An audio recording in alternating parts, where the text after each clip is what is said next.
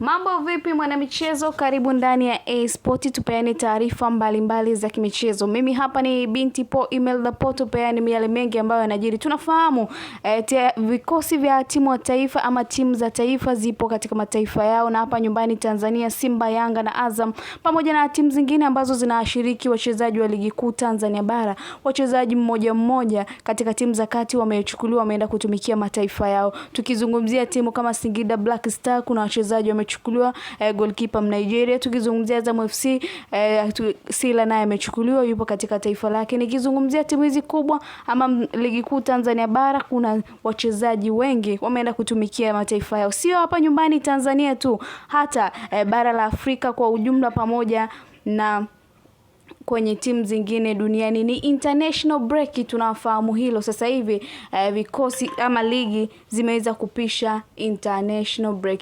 Tumekuja hapa kupeana taarifa kuhusiana na kikosi cha wekundu wa Msimbazi ambao ndio wakilishi wetu katika hatua ya kombe la shirikisho barani Afrika, hatua ya robo finali, ambao wataenda kukutana na timu ngumu, miongoni mwa timu ngumu pale nchini Misri, naizungumzia Al Masry. Lakini kabla ya kwenda kucheza mchezo huo, wekundu wa Msimbazi tunavyozungumza hivi sasa tayari wamerejea kwenye mazoezi kwa ajili ya kujiandaa na mchezo wa hatua ya robo finali ya kombe la CRDB Federation Cup dhidi ya Bigman Football Club. Ni mchezo ambao wekundu wa Msimbazi wataenda kucheza kwanza kabla ya kuelekea kule nchini Misri kucheza mchezo wa kwanza siku ya Aprili 2, then wataenda kucheza mchezo mwingine Aprili 9 katika uwanja wa Benjamin William Mkapa. Taarifa zilizopo ni kwamba uwanja wa Benjamin William Mkapa upo tayari, lakini tunafahamu hapo awali wekundu wa Msimbazi walipewa taarifa kwamba watafute uwanja mwingine kutokana na uwanja wa Benjamin Mkapa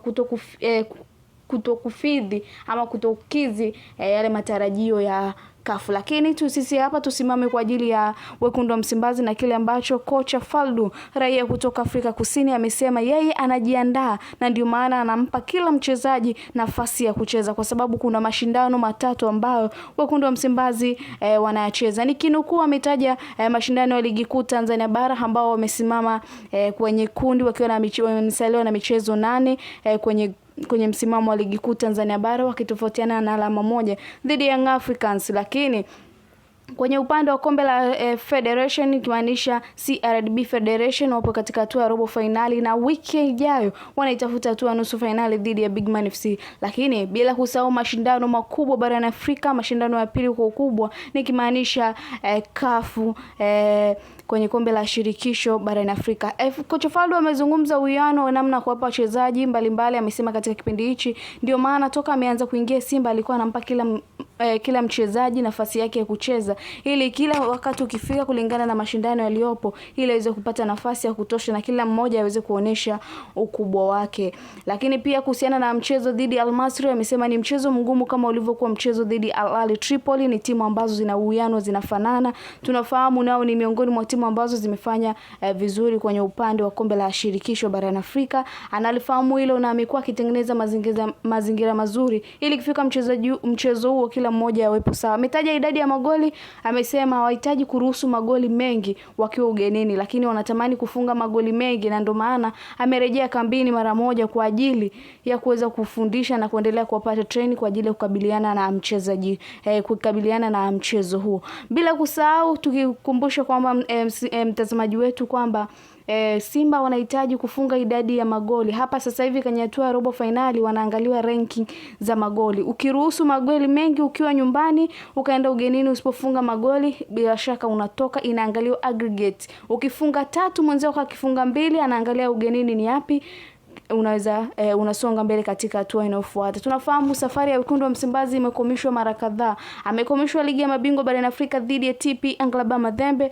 amekomeshwa dhidi ya Kaizer Chiefs pamoja na Wydad. Lakini kwenye upande wa kombe la shirikisho amekomeshwa na timu ya Orlando Pirates ya pale Afrika ya Kusini. Ni miongoni mwa timu ambazo zimemkwamisha wekundu wa Msimbazi. Hata kwenye ligi ya mabingwa barani Afrika, National Rally nayo iliweza kumkwamisha kwenye safari yake ya kufika hatua ya nusu finali. Simba anatafuta rekodi ambazo aliziweka mwenyewe, lakini kwenye upande wa kombe la shirikisho Young Africans alivunja hizo rekodi na kufika hatua finali bila kuleta kombe. Simba huko katika hatua ile kukifanya kile ambacho alikifanya mwaka 1998 pamoja na mwaka 1978. Andika komenti yako hapo tujue wekundu wa Msimbazi kwa kile ambacho umekifanya, na hicho ambacho Mwalimu Fadlu anazungumza kuhusiana na maandalizi ambayo anaendelea kufanya. Bila kuwepo katika kikosi Mohamed Hussein, tunafahamu mchango wake mpaka hivi sasa ndio top scorer wa assist kwenye ligi kuu Tanzania bara, bila kumsahau Shomari Kapombe naye akiwa na assist kadhaa na magoli kadhaa mpaka hivi sasa kwenye ligi kuu Tanzania bara, na bila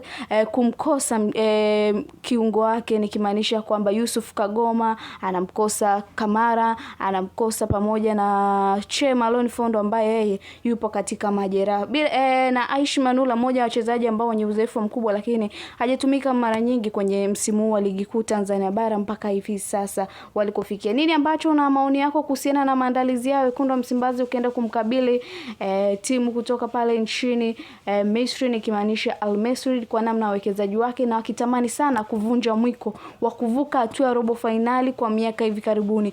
Yaani mashindano wanaenda kucheza robo finali ya 6 kwa hivi karibuni. Walikosa tu msimu mmoja kufika hatua ya robo finali, lakini kwa miaka hivi karibuni wakaendelea kufanya vizuri mpaka kufika hatua ya robo finali. Ule mwiba na kile ambacho kinawakwamisha kitaenda kuondoleka msimu huu. Andika komenti yako hapa na sisi tutakuwa tunakuletea taarifa mbalimbali za kimichezo. Subscribe, kaa karibu na sisi, share uweze kupata taarifa mbalimbali za kimichezo. Mimi ni Binti Po, email dapo, endelea kusalia nasi.